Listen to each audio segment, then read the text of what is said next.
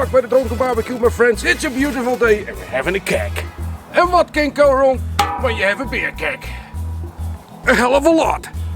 Well, that's enough scare talk. Let's make this thing into a barbecue, fire pit, wood stove, or whatever you want to do with it. But before we can make a barbecue out of this old beast, we have to get the stale beer out. To do this, we're taking a flathead screwdriver and push the ball in. That's that thing right there in the center, my friends, but watch out, this keg still probably also has some pressure in it and you do not want to have a shower. Haha! I'm smarter than you think. I changed my clothes, so when I do get a beer shower, I don't get an earful from the wife. Ta-ta!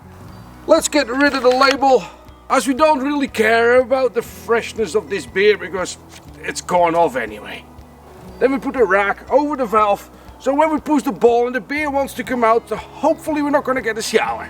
Well, that's the plan anyway. Well, there we go. Oh, there's beer and there is pressure. See that? See that? Well, that's good we have this rack here, hey? Otherwise we would have had the beer shower.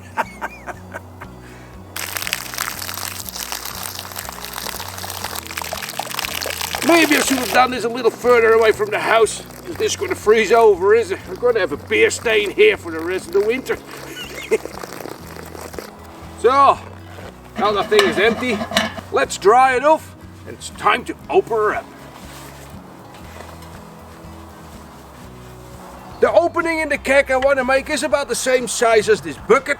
The reason for that is my skillet is slightly larger than this, so I can just place it on here no problem. There's the stove, and that fits nicely for the grill grate as well. There's the grill, and if you want to have a bonfire, just get rid of everything and just have flames like that coming out of it, because guys, when it goes down to flames, size matters. And there we go, like so. Then we're going to space it out. To space it out, I just put my fingers between the rim and the bucket, and when it feels about the same, that's good enough for me. After all, it's not exact science, we're making a barbecue. And now the bucket is set, we're just taking a Sharpie and we outline where we want to make the cut. Woo! Like I know what I'm doing. Well, a lot of it is based on the science of luck. There we go, that was the artistic part. You can take this away and see what we created. Well, my friends, now it's time the real work starts. We're going to open her up and see the birth of a barbecue happening right in front of us. Safety first, my friends. This is going to be noisy, sparks everywhere, so gloves, safety glasses, and hearing protection are needed. And there we go. Stay tuned, my friends. We're going to check in with you when the hole is made.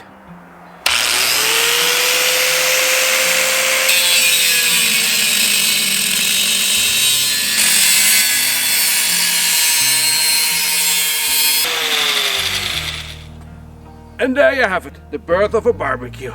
Next thing on the to-do list is smoothing out the edges, so every time we're using this thing, we're not going to cut ourselves, as that's not much fun. And as I'm rather lazy, we're going to use the grinder again, but this time with a grinding disc, not a cutting disc, because this disc is a lot thicker and can just smoothen out the edges like there is no tomorrow. Cover your ears, here we go again.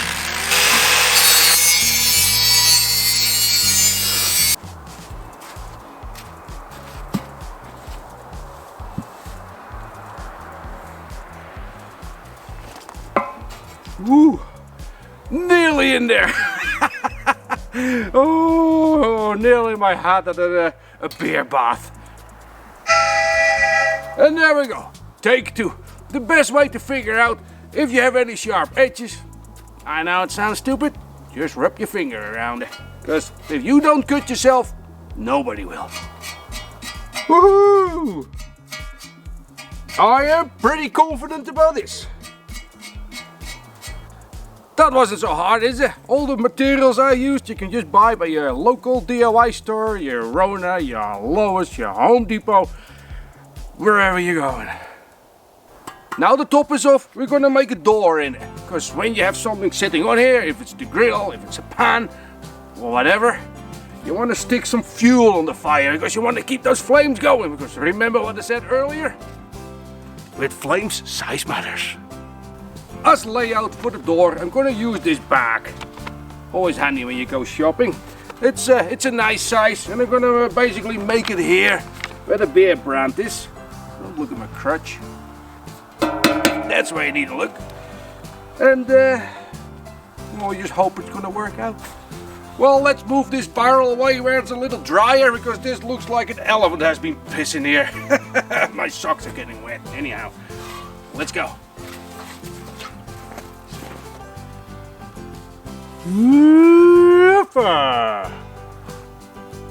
So, and that's how you do it.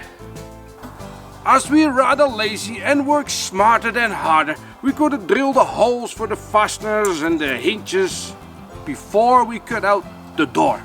Once we cut out the door, well, everything moves, becomes crooked, and it just looks like shit. Once you got your holes drilled, you gotta cut everything out. So now you're gonna basically seam it right through the middle. Can't go wrong there, my friends, can't go wrong there. I don't know why, but I'm making the door swinging from the left to the right, hence the hinges on the right. Basically like an ordinary door at your house.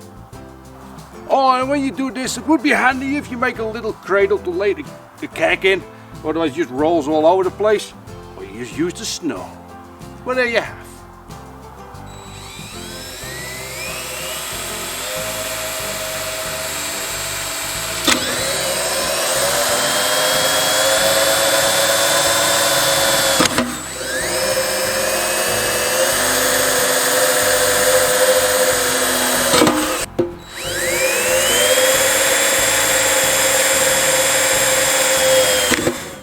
And now it's time to cut out the door. We're going to do the same as we did earlier. We're just going to grind out the door, we're going to smoothen out the edges, and then we're going to put the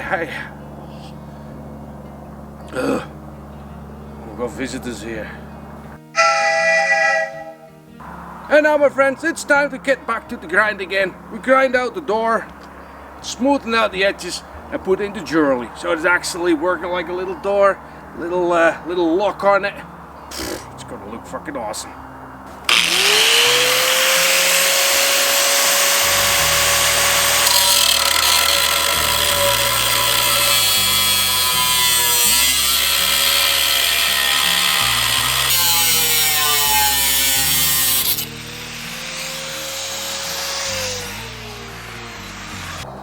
There we go, we cut out the door, it's time to install it. And when you finish cutting, you will see it's slightly straighter because it's just bent metal, right? It goes back to its original state, which is actually in your benefit. Now you have an automatic door stopper. Hoppa! Like we measure the holes. Ta-da! Easy money, my friends, easy money.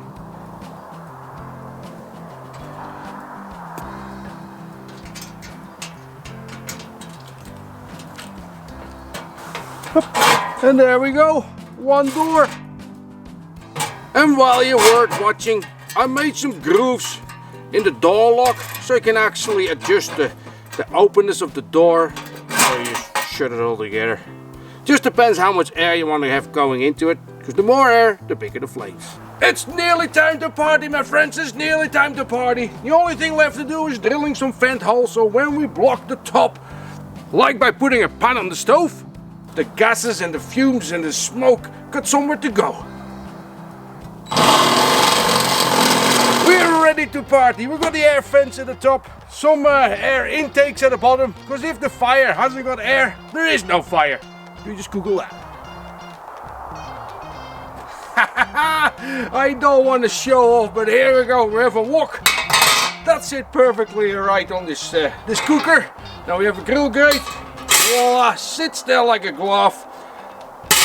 My friends, the only thing left to do is just fire this thing up for a maiden voyage.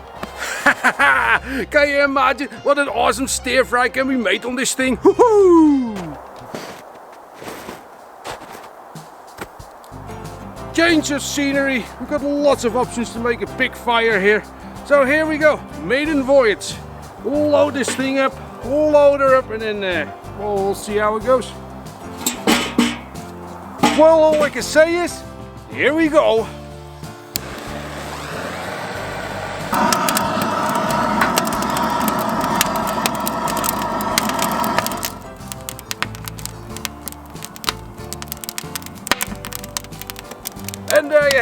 one beer keg barbecue, wood stove, fire pit, whatever you want to call it.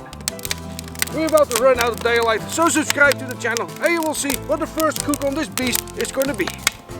And let us know in the comments if you want to see a stir fry done on this thing or a grilling session as maiden cook on the beast.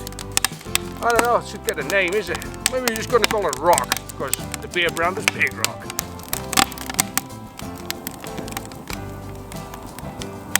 Hey there, thanks for watching the video, and now you're sad. Sad that the video is finished, but subscribe to my channel and you will never be sad again, ever.